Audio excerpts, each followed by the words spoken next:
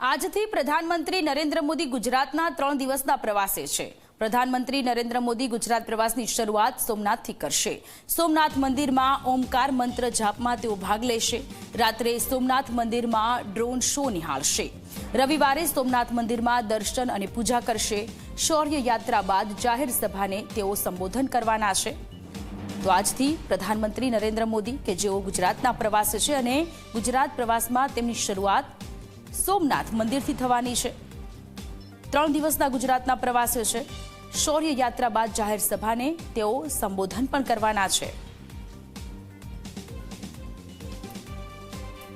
સોમનાથ સ્વાભિમાન પર્વની ઉજવણી શરૂ થઈ ચૂકી છે, પરંતુ પ્રધાનમંત્રી નરેન્દ્ર મોદીની જે વિશેષ ઉપસ્થિતિ છે તે આજે સાંજે અહીંયા જોવા મળશે, કારણ કે 5:30 વાગે તેમના આગમન બાદ કેટલાક કાર્યક્રમ યોજાઈ શકે છે। પરંતુ 10મી તારીખે યોજાનારી શૌર્ય યાત્રા બાદ પ્રધાનમંત્રી નરેન્દ્ર મોદી અતિ જંગી મેદનીને સંબોધન કરવાના છે અને તેના જ ભાગરૂપે મંદિરના નજીકના વિસ્તારમાં જ અતિ વિશાળ 3 ડોમ બનાવવામાં આવ્યા છે। આપ જોઈ શકો છો, અતિ મોટી સંખ્યામાં અહીંયા આવનારા લોકો માટે બેસવાની વ્યવસ્થા કરવામાં આવી છે અને આ ઉપરાંત પીએમ મોદીની સભામાં જે પ્રોટોકોલ હોય છે તે પ્રમાણેની તમામ તૈયારીઓને આખરી ઓપ આપવામાં આવી રહ્યો છે।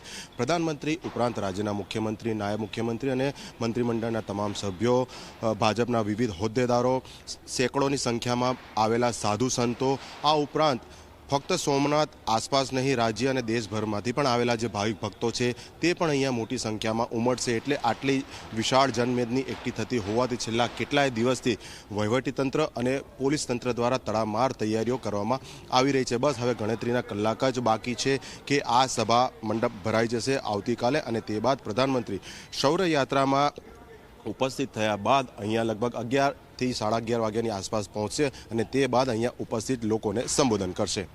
સોમનાથથી કેમેરા પર્સન મુકેશ ચૌહાણ સાથે અર્પણ કાયદાવાલા, ઝી મીડિયા, અમદાવાદ।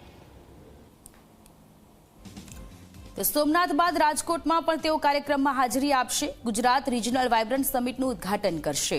સાંજે ગાંધીનગરમાં મેટ્રો ફેઝ 2નું ઉદ્ઘાટન કરશે। સોમવારે આંતરરાષ્ટ્રીય પતંગ મહોત્સવમાં પણ તેઓ ભાગ લેશે। જર્મનીના ચાન્સેલર સાથે પણ તેઓ મુલાકાત કરવાના છે।